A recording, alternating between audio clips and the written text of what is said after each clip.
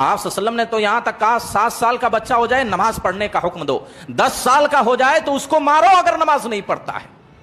اگر یہی سوال کر لیا جائے، کتنے والدین ایسے ہیں، کتنے ایسے ماں باپ ہیں جو اپنے بچوں کو 10 سال کی جن کی عمر ہو گئی ہے فجر کی نماز نہیں پڑھا ہے، کتنے لوگ ہیں جو اپنے بچوں کو جگاتے ہیں، اللہ کے گھر میں لاتے ہیں، اور اگر نہیں نماز پڑھا تو اس کو کبھی ڈانٹا ہو یا مارا ہو۔ ذرا بتلائیں ہے کوئی ہم میں سے اس طرح؟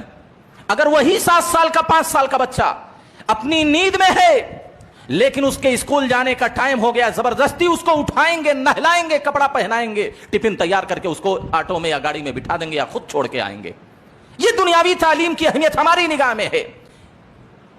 دنیا کی تعلیم اتنی اہمیت ہماری نگاہوں میں ہے کہ بچے کی نیند پوری نہیں ہونے دیتے، ہم خود زبردستی بچے کو اٹھا کر نہلا دھلا کر کپڑے پہنا کر ہم اسکول میں چھوڑ کر آتے ہیں۔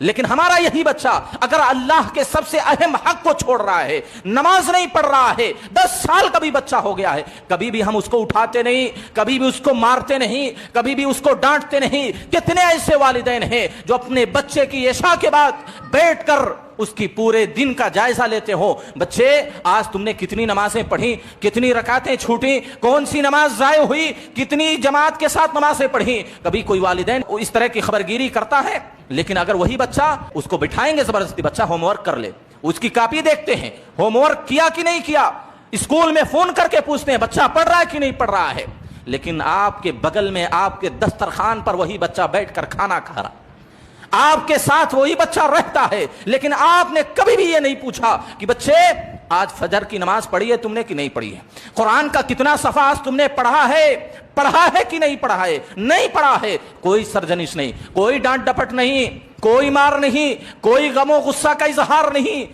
آخر کیا مسئلہ ہے؟ کہاں ہم پہنچ گئے ہیں؟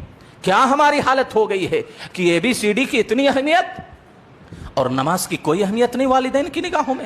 ہمارا بچہ کون سی روش پر جا رہا ہے؟ یہ بچہ بڑا ہو کر کیسے آپ کی عزت کرے گا؟ یہ بچہ بڑا ہو کر آپ کی کیسے خدمت کرے گا؟ آپ نے اللہ کا حق نہیں سکھایا تو آپ کا حق وہ کہاں سے ادا کرے گا؟ جو بچہ اللہ کا حق ادا نہیں کرتا وہ والدین کا حق کیوں ادا کرے گا؟